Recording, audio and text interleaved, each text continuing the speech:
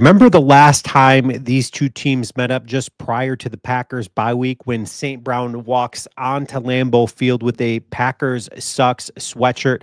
Well, media was able to catch up with Xavier McKinney and just talk to him about that. I love his response. He says, I ain't worried about him. We're not worried about him. Absolutely love the response and love the rivalry that is starting to form between the Lions and the Packers. The Packers have 106 wins, 77 losses, and 7 ties against Detroit. I've said it from the beginning, and I stand by it easily. Without a doubt, my most hated team in the NFL. I can't stand anything about this team. Their colors, everything is the Detroit Lions. And now that they are playing good football, I dislike them even more. With all of that being said, I cannot wait for tomorrow's matchup, and the Packers get a major leg up ahead of tomorrow's game. What is it? We're going to break that down. Please, if you haven't subscribed, take a second to do that. I am not talking about the major leg up is not about Jahmyr Gibbs tweeting out all of the audible protection schemes that he sent out there and blasted out there.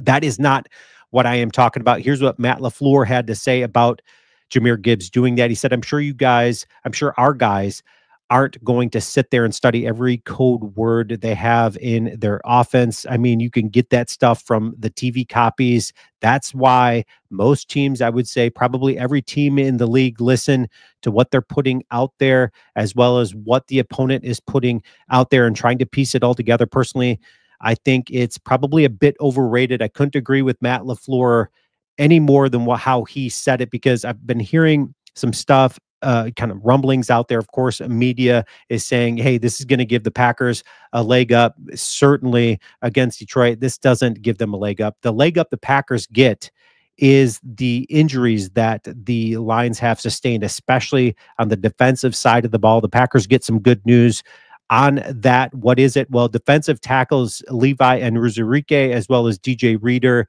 defensive end Josh Pascal, and linebacker Malcolm Rodriguez. All 4 players missed practice all week so far. Reader is the only guy of the 4 with an outsider's chance of playing. And of those 4 injuries to a unit that is already missing, Agent Aiden Hutchinson, Marcus Davenport, Derek Barnes, Alex Anzalone, as well as Jalen Mabin. This Detroit Lions team has suffered the injury bug. Something was bound to slow them down, and certainly at the moment it is injuries. Now, are the Packers able to capitalize that? I certainly think so.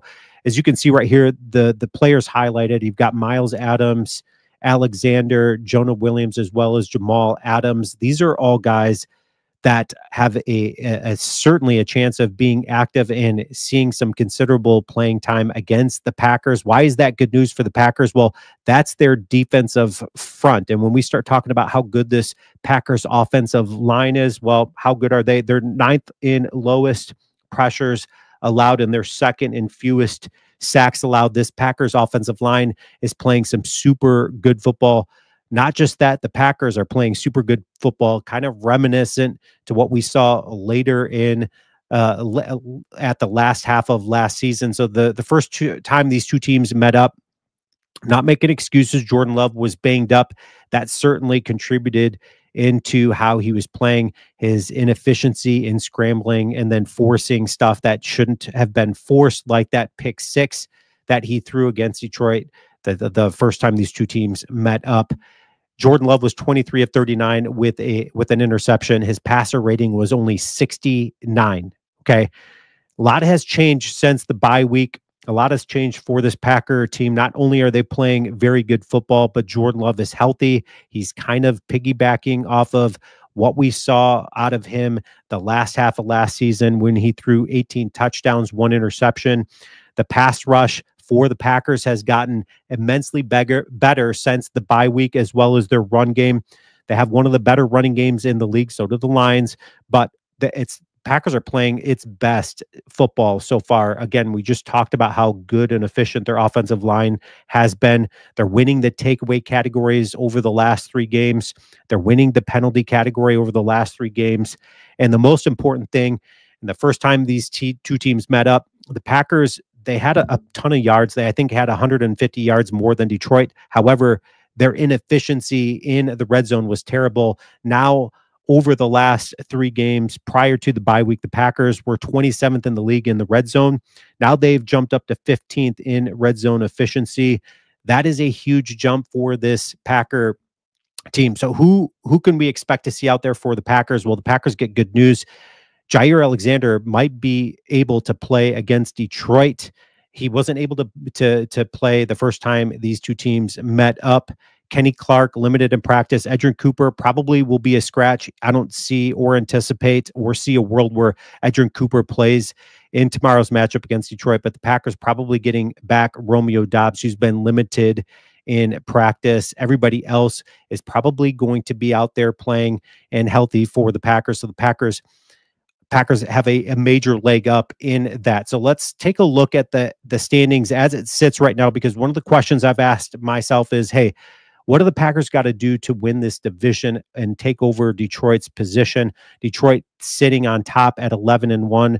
The Packers have a very respectable record at 9-3. Minnesota just ahead of them at 10-2. Let's take a look at the remaining games left for Detroit. You got the Packers there. The Packers need to win this game in order to have a chance at winning the division. The Lions chase up their game against Green Bay, and they turn around and play Buffalo. Buffalo's probably one of the hottest teams. I would argue that Green Bay and Buffalo are probably a couple of the hottest teams in the NFL currently as it sits this week. So the Packers need to get a win. Buffalo needs to get a win there over Detroit, and then they've got to turn around and they play Chicago. Chicago, any divisional game for Chicago here on out is going to be their Super Bowl. So who knows what happens in that game? Chicago, for whatever reason, plays Detroit incredibly well. They played them well last year. They played them well on Thanksgiving. San Francisco is going to be potentially a tough one, but they're probably going to be without CMC, who's probably out for the season, and then they turn around and play Minnesota. So the Lions would have to lose 3 games in order for the Packers, and the Packers have got to win out from here. Let's take a look at the Packers' remaining schedule. You've got the Lions, who I think the Packers have a very good chance of winning this week at Detroit against the Lions. You've got Seattle, New Orleans, Minnesota, and Chicago remaining for the Packers. There is a world where I see the Packers with the hot level of play that this team is playing at a high level right now. I easily see the Packers kind of winning out from here. Not easily, but I see the Packers winning out from here, which is great news. Leave your comments. Let me know what you think the score of the game will be between Detroit and Green Bay. The first time these two teams met up, it was 24-14. I think the Packers are going to win this one pretty handily, 34-20. But leave your comments. Let me know what you think the score of the game will be. And as always, go Pack, go.